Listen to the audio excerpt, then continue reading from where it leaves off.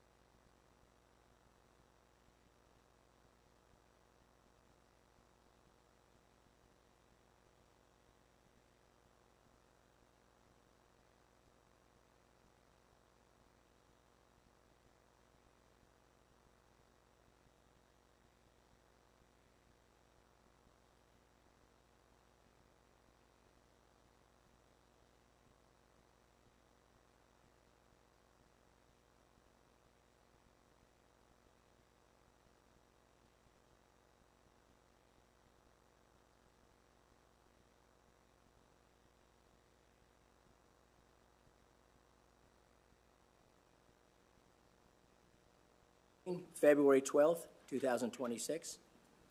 Angela, if you'd like to do the prayer for us, please.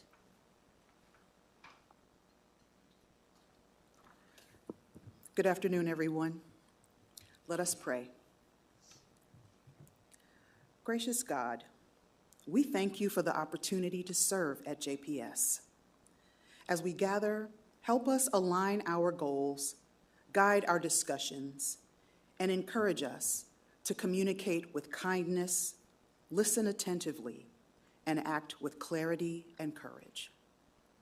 Renew our commitment and inspire us as we work to grow the JPS Health Network in ways that honor and serve all. Amen. Please stand with me for the pledge. I pledge allegiance to the flag of the United States of America and to the republic for which it stands, one nation, under God, indivisible, with liberty and justice for all.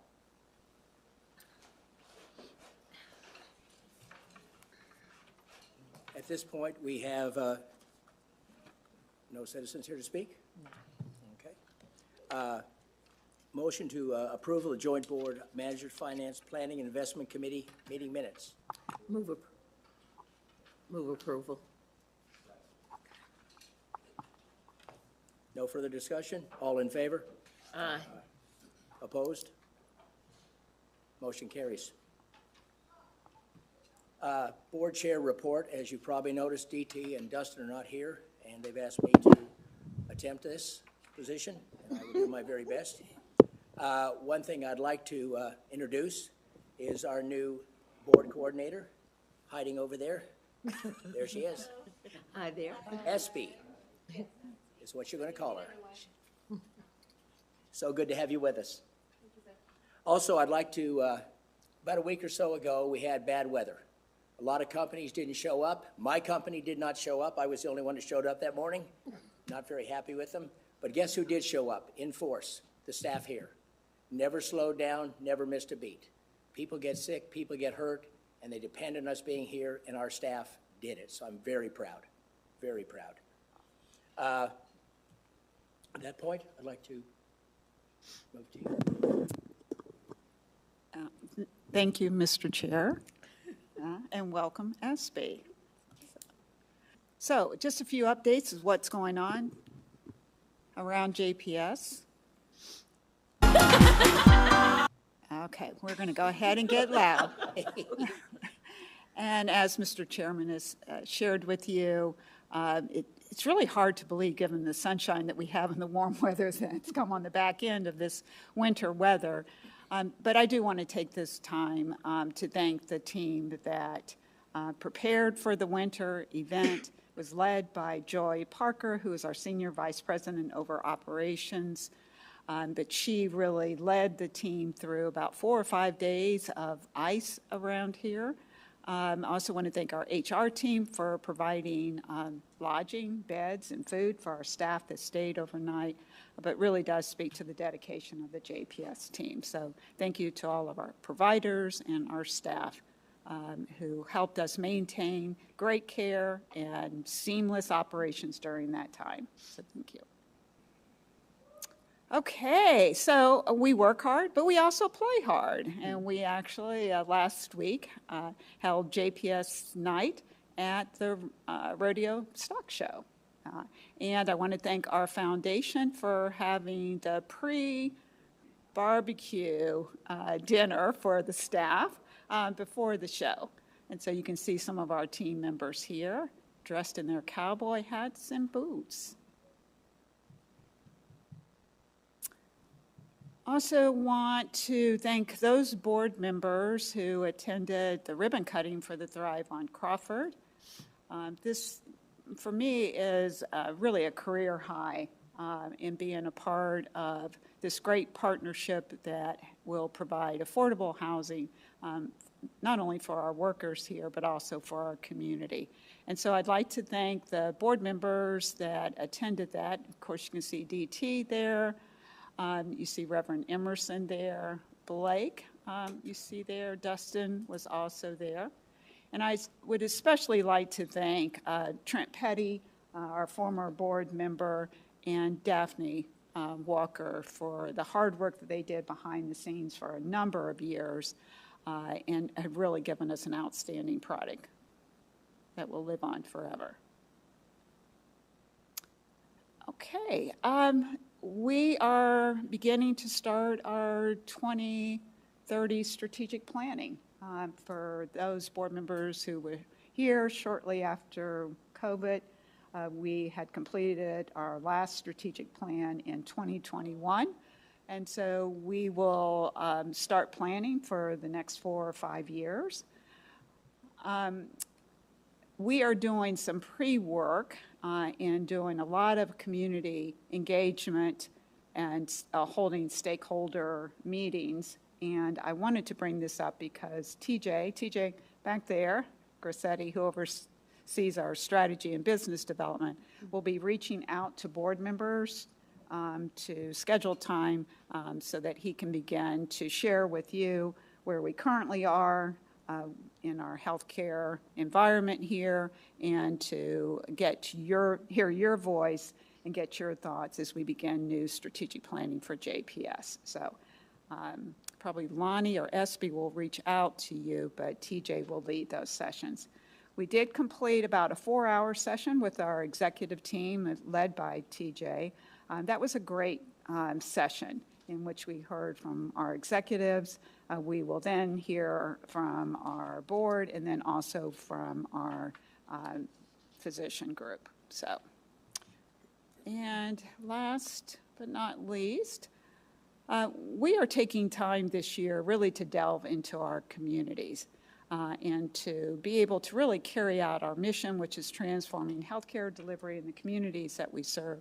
But this will give us opportunity to really understand the communities that our patients come from, and also to be able to direct our work to help improve the outcomes of the community. And I had opportunity to actually be out in the Stop 6 community and held our town hall from the Stop 6 community, and just wanted to give the board a little bit of insight for those of you who are not familiar with the Stop 6 community. I know Reverend Emerson, that is your home ground, but I wanted to give you a little insight into one of our communities, which is called the Stop 6 community.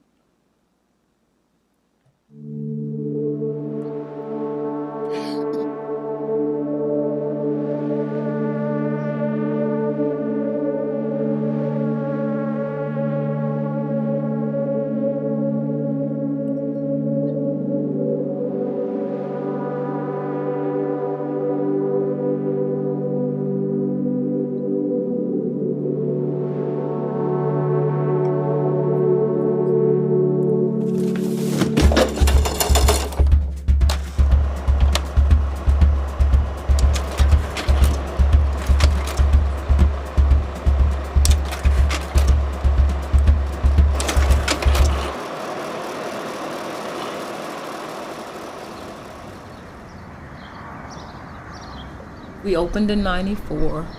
My name is Janelle Williams. I've been at JPS for 45 years now.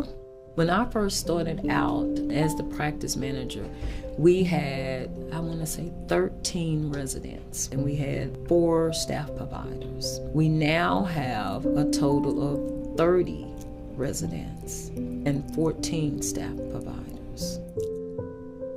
Back in the day, Stop 6 used to be the 6th train stop when we had electric train cars. It used to be a neighborhood in which people did not want to live here.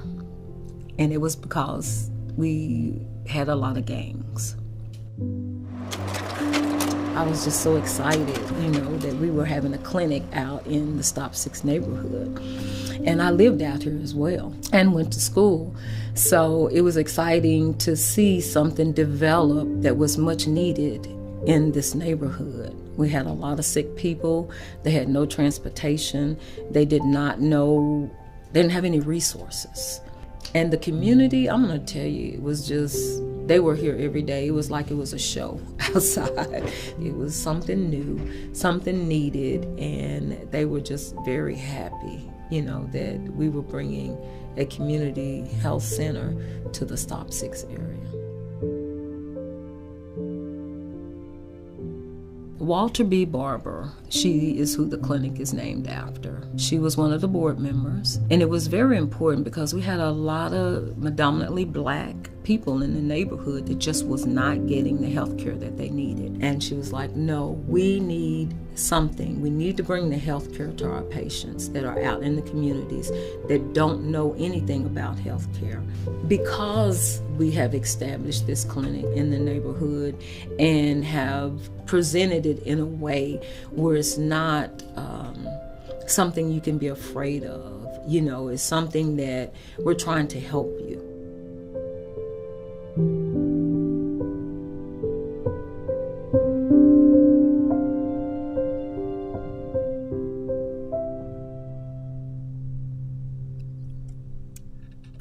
Okay, that was put together by our communications team. Amazing. It was narrated by Janelle Watkins, who, as she said, has been at JPS for 40 years. She was actually born at JPS. She met her husband at JPS. Her swing set, because she grew up in the Stop 6 community, actually faced JPS. So even when she was a little toddler on her swing set, she would see JPS from afar. This is a true community clinic. We have several that are truly embedded within the community. The community understands the value and importance that health care site provides. And so I'm just really proud of the work that goes on in the community. So with that said, a little bit about Stop 6.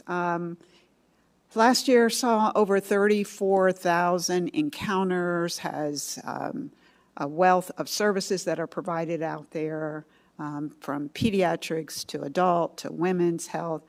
In fact, last week, I think it was last week, I revisited out there because we had started our centering program and our women's health program there. It also has family medicine residents, about 26 that rotate through there, and has both faculty, of course, our clinicians, and our APP that provide care out there. So a great place. If you've not had a chance to visit, please visit. So with that, Mr. Chair, I will turn it back over to you. Thank you. Dr. Kirby, if you'd like to give us a report from the medical executive staff. Absolutely. Thank you, Chair.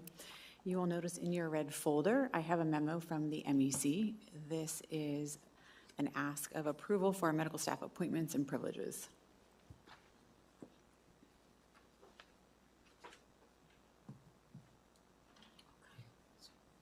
Move to approve. Second. Any further discussion? All in favor? Aye. Opposed? Motion carries. Thank you. Committee reports and action. I think, Dorothy, you're going to give us the quality and patient safety. Yes, the Quality Committee met January 22nd, and Dr. Assad opens all of those meetings by doing a compelling patient story, showing what care they've received. And this one was illustrated the transformative impact of a minimal invasive transaortic valve replacement, a TAVR, for a patient with a life-threatening heart failure. The patient underwent the procedure without the need for open heart surgery, recovered rapidly, avoided prolonged hospitalization, and returned to the independent living.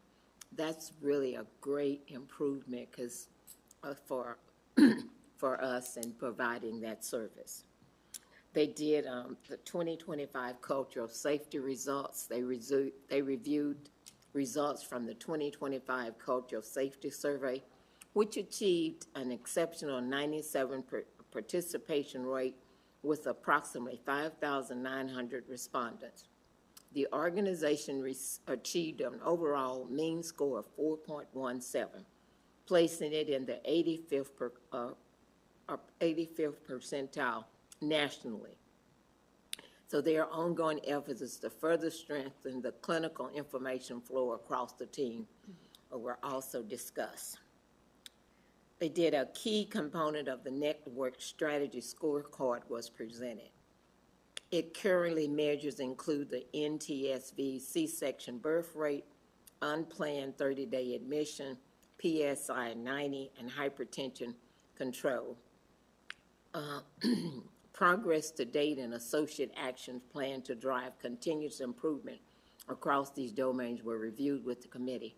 They have a scorecard that shows the improvement, and then the ones that they are focusing on is in a different color. So it's really a great report. They are tracking over 34 metrics across 7 domains. They highlighted quality control meeting was shared, including updates across key operational clinical areas such as utilization management, the operating room, emergency department performance, laboratories, service, environmental care, and life safety and behavior health. That concludes my report. Thank you. I'll be giving the foundation report for both November and January.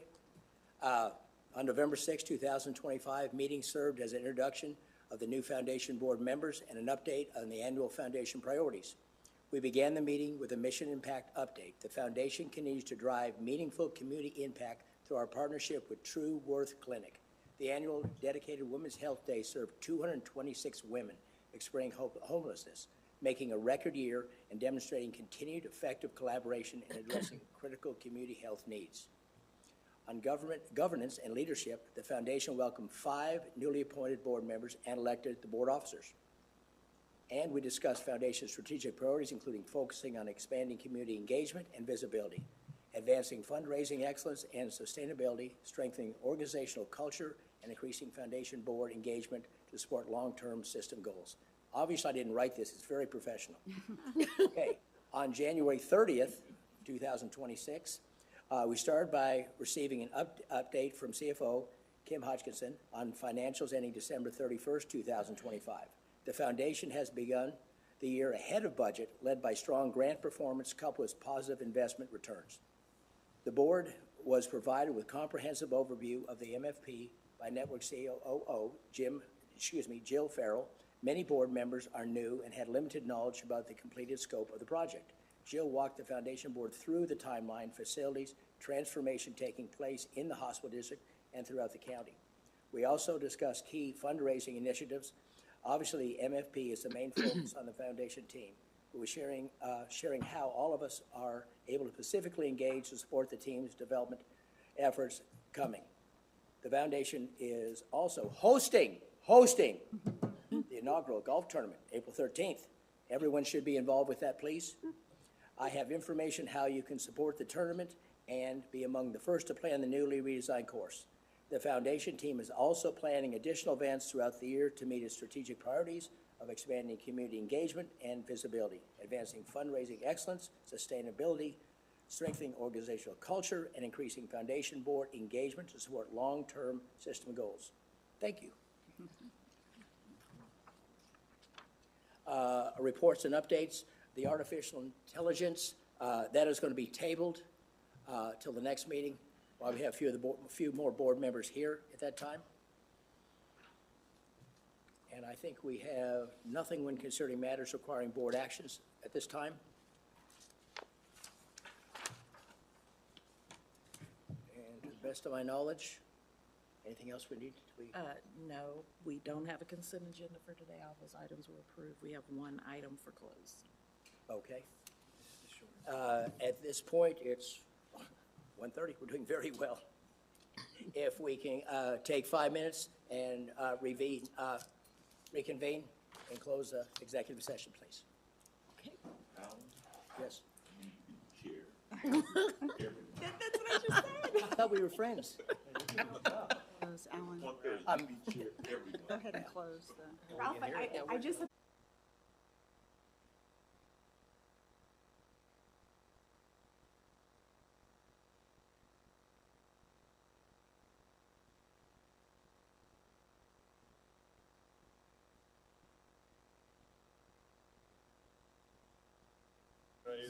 there was stillness. Production crew back in. Oh, yeah. She gives you the thumbs up and go. We'll now reconvene open session. It is now 2:06. If there's no further business, we stand adjourned. All right, thanks.